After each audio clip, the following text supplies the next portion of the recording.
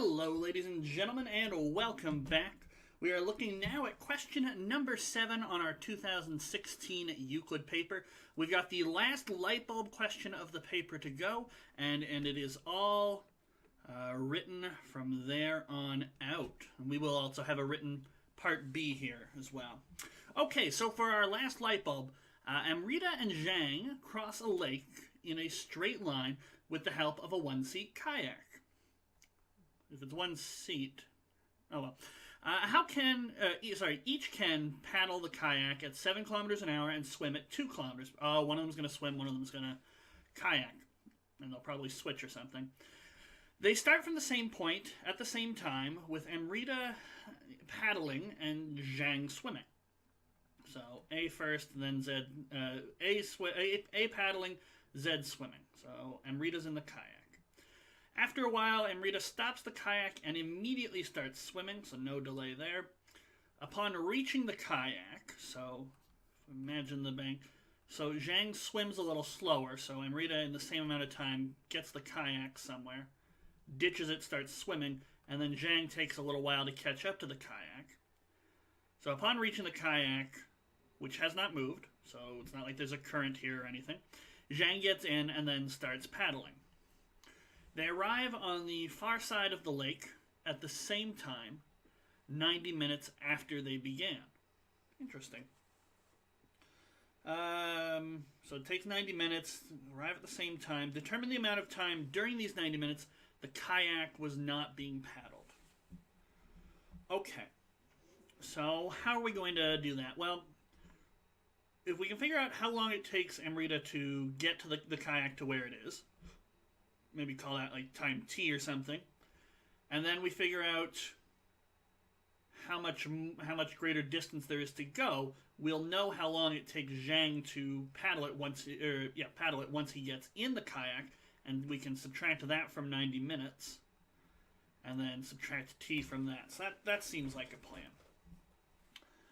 Okay, so I'm going to say, and I don't have to say this because it's a light bulb, but I'm going to say let t equal the time Amrita is,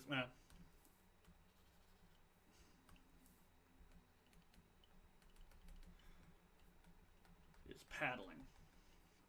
Okay. So I'm going to say in hours, because they were saying 7 kilometers per hour and 2 kilometers per hour. So this 90 minutes here is really 1.5 or 3/2 of an hour. Okay, so Amrita travels distance 7 kilometers per hour times t hours, so 70 kilometers in that time. Okay, and then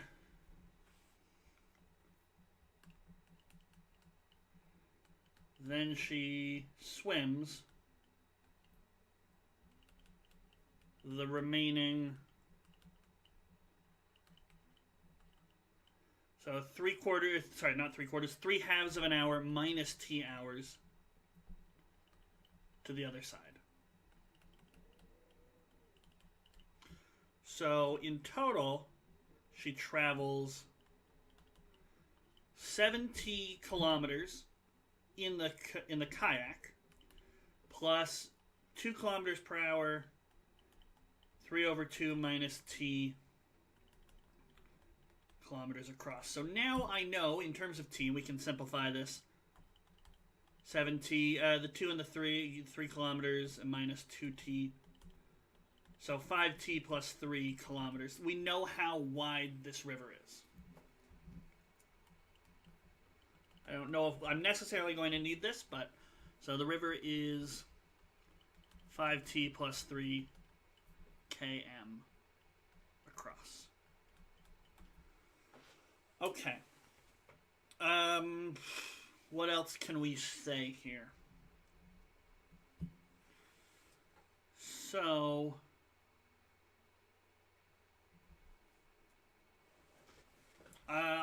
I need T, but I also need the time it takes for Zhang to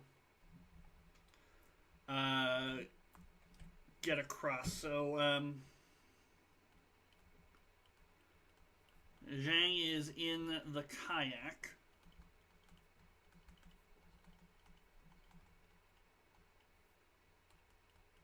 For these last 2 kilometers per hour times 3 by 2 t, 3 minus 2 t kilometers. Since the kayak doesn't move.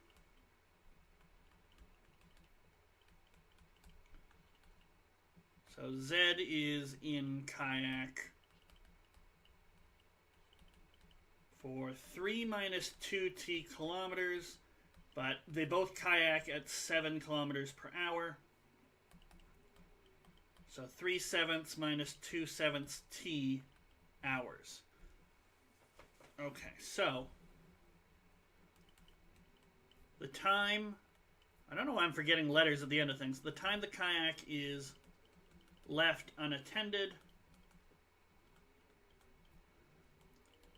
3/2 of an hour minus t, when A is in the kayak, minus, what did I just say, 3/7 minus 2/7 t, when Zhang is in the kayak. So we can simplify this, 3 by 2 minus t minus 3 by 7 minus a plus 2/7 t. Get a common denominator of 14, I guess. 21 over 14 minus 14 over 14t minus 6 over 14 plus 4 over 14t. So that'll be 15 by 14 minus 10 by 14t. Okay.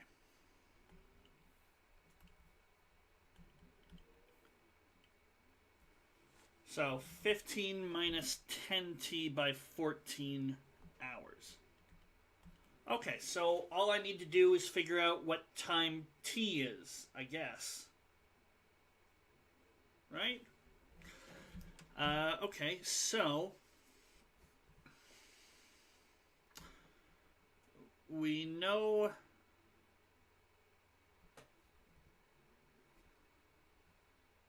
how wide it is. We know it takes them the same amount of time. And they swim the same, or they travel the same portions. So, A kayaks 70 kilometers and swims 3 minus 2t kilometers. Zhang swims 70 kilometers and kayaks the 3 minus 2t kilometers. But, so we determined this amount because we know it takes Amrita 90 minutes, so 3.5 hours, or 3/2 of an hour. But now we know that Zhang also takes that amount of time, so 70 kilometers going at 2 kilometers per hour, plus 3 minus 2t kilometers done at 7 kilometers per hour. Again, I guess we could multiply. So I'll just, because I might want to write this up, this is Zhang's time. So we can multiply through by 14 on both sides. So I guess 21 hours is 49t hours plus 6 minus 4t hours. So 15 hours is 49 minus 4, 45t. So t is 15 over 45 hours. And that's 1/3 of an hour, or 20 minutes if we were doing all of this in minutes. So, for 1/3 of an hour, Amrita is kayaking. But now that I know T, I should be able to plug it back into this formula, assuming it's correct, and then we can go from there. So we say the kayak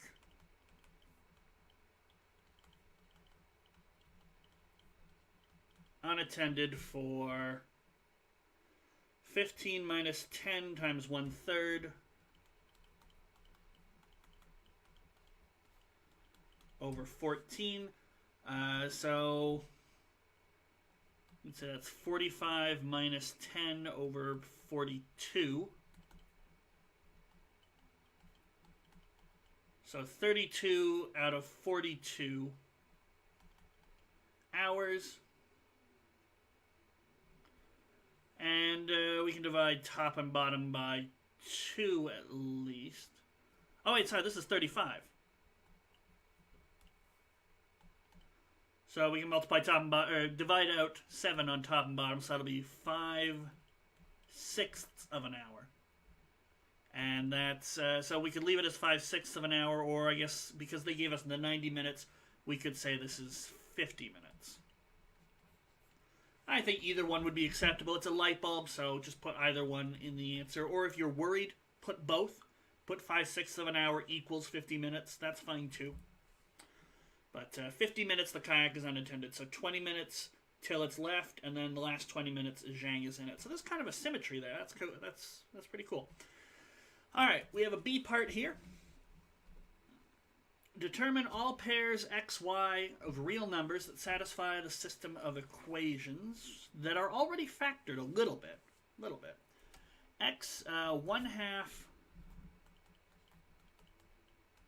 plus y, and that was minus 2x squared equals 0, and then it was a y down here, and I cannot remember the rest of it. 5/2 plus x minus y. Minus x plus y. Just double check that. Nope, it was plus x minus y. Darn it. Plus x minus y. Alright, we'll go double check just one last time. Okay, looks good. Well, these are already factored, and if you've got a times b equals 0, then a equals 0 or b equals 0, or both. It's possible for both to happen. This is a property of the real numbers, property of the rational numbers. You have to do more advanced math to find a situation where this breaks. If you're familiar with modular arithmetic, if you're working mod 6, this can happen. 2 times 3 is 0, but neither of them on their own is 0. But that's more advanced math. We don't need that for a high school math contest.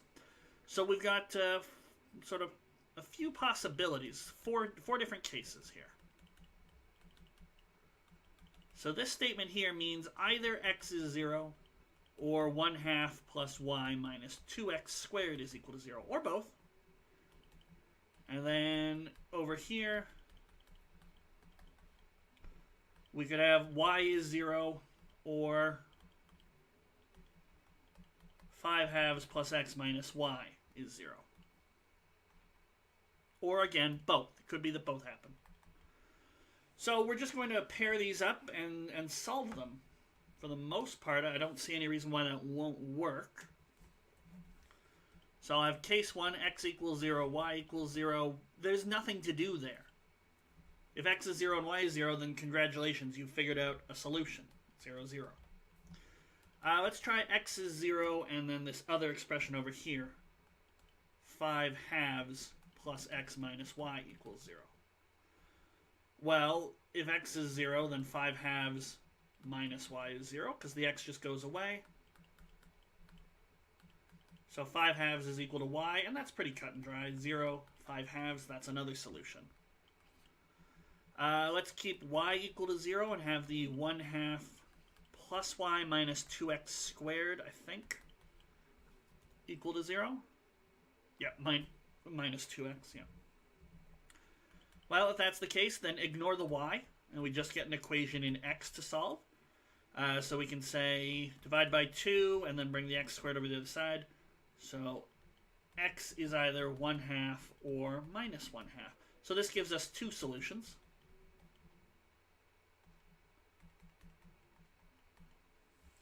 So we got 4 solutions so far. Not bad at all.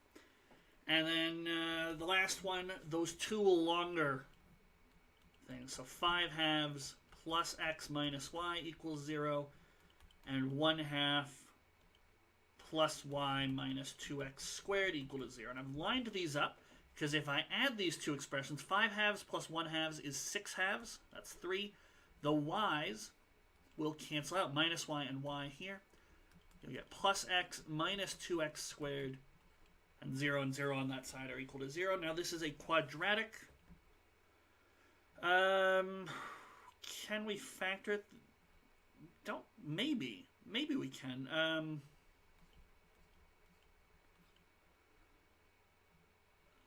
Should probably have something like minus 2x and an x, or maybe it's 2x and a minus x. And then split 3. I'll put a 3 here because then I'll get 3 and x. It gives me 3x.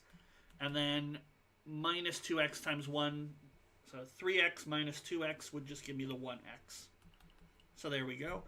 And so this occurs when x is minus 1. And this gives me another result where x is